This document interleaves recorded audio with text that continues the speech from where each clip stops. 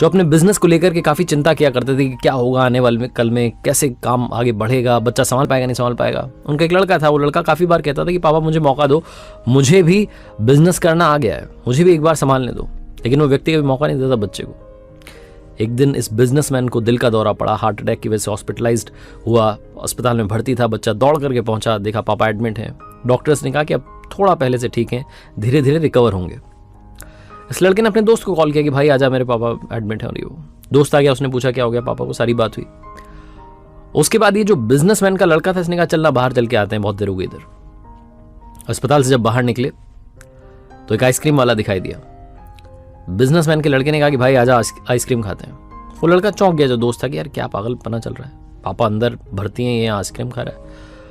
Ice cream खरीदी, उसके बाद खाने लगे। तो वो जो दोस्त था उससे रहा नहीं गया, उसने पूछ लिया इस लड़के से कि भाई समझ नहीं आ रहा है तुम्हारे बिजनेस का क्या होगा, आने वाले कल में तेरे पापा एडमिट हो गए हैं, उनकी तबीयत ठीक नहीं है, दिल का दौरा पड़ा है, हार्ट अटैक हुआ है, तू यहाँ आइसक्रीम खा रहा है, मुझे समझ ही नहीं आ रहा। वो जो लड़का था उसने जो बात कही वो ध्यान से सुनी। उसने कहा कि मुझे मालूम है तो ये सोच रहा होगा कि मेरे पापा एडमिट है और आइसक्रीम चल रही है, मजे चल रहे हैं। नहीं, मैं भगवान श्री कृष्ण का बहुत बड़ा भक्त हूं और उनकी दो बातें हमेशा जिंदगी में याद रखता हूं।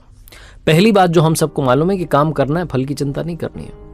तो जो होगा देखा जाएगा, मैं अपने काम पर फोकस करूंगा, बिजनेस भी अच्छा चलेगा। दूसरी बात, मैं तुम्हें कहानी सुनाता हूं, समझ में आ जाएगी। भगवान श्री कृष्ण की जो पत्नी थी मां रुक्मणी, इनका विवाह हुआ तो जो बड़ा बेटा हुआ उसका नाम प्रद्युम्न था। और प्रद्युम्न के जन्म के 10 दिन बाद ही प्रद्युम्न का अपहरण हो गया, छोटे बच्चे का। मां रुक्मणी नाराज रहने लगी, उदास रहने लगी कि क्या हो गया है। भगवान श्री कृष्ण कहते थे कि चिंता मत करो, प्रद्युम्न ठीक होगा, जहां भी होगा, तुम स्वस्थ रहा करो, मस्त रहा करो। लेकिन इसी चिंता में रुक्मणी जी के साल बीतते गए।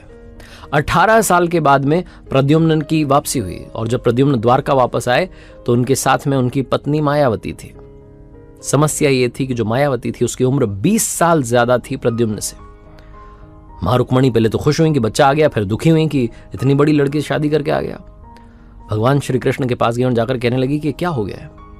भगवान श्री कृष्ण ने कहा कि जो हो गया है उसको स्वीकार कर लो, चिंता मत करो। लेकिन मां रुक्मणी कह रही थी कि बड़ी लड़की से शादी कर ली, यही मिली थी, ये वो पता नहीं बहुत सारी बातें हैं।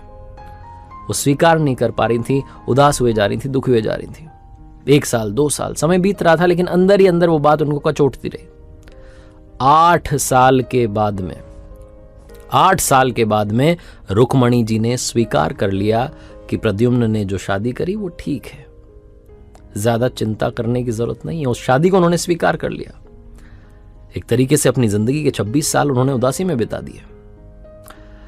ये कहानी खत्म करते हुए लड़का बोला कि भाई मैंने भी जिंदगी में स्वीकार करना सीख लिया है, क्योंकि भगवान श्री कृष्ण कहते हैं कि जो हो रहा है उसको स्वीकार कर लो, जिंदगी अपने आप सहज हो जाएगी। छोटी सी कहानी जो 2 बड़ी बातें सिखाती है, और यही बातें मैं आप तक पहुंचाना चाहता था कि जिंदगी में जो हो रहा है, life goes on, so just keep going. जिंदगी चलती चली जाती है, आप भी चलते रहिए। जो होगा अच्छा होगा, अच्छे के लिए होगा। एक बार फिर से कहना चाहता हूं